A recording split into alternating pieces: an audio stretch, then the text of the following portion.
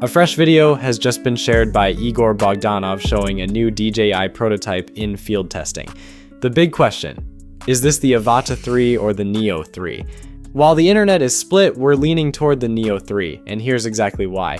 But hey, there's also a real chance this is something completely new, so if we're wrong, just pretend you never heard this part. Take a close look at the guard pattern. Notice those grills?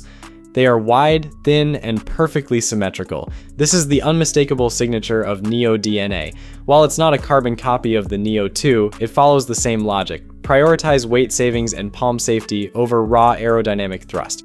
In contrast, the Avata series, including the brand new Avata 360, uses solid deep ducts designed for high-speed FPV efficiency. These grills scream consumer-friendly selfie drone, not high-speed cinewhoop.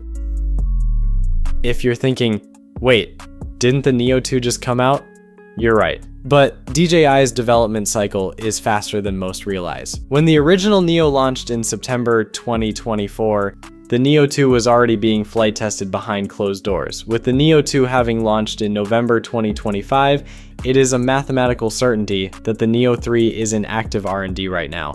By April 2026, DJI seems to be deep in the data collection phase, working through feedback from Neo 2 like weight concerns and sensor quirks, and locking in what actually matters for the next generation. Now, look past the drone for a second.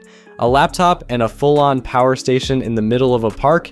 That's not a casual Sunday flight, it's a proper field testing setup.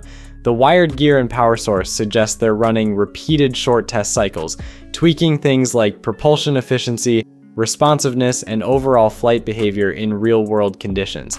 They are also likely trying to solve the biggest complaint of the Neo 2, that 151-gram weight creep. This prototype looks like they're trying to shave those grams back down without losing the sensors.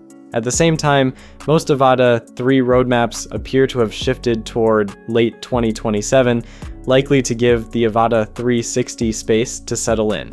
That makes an April 2026 test for Avata 3 feel a bit early, but for a Neo 3 targeting a late 2026 launch, this timing lines up perfectly.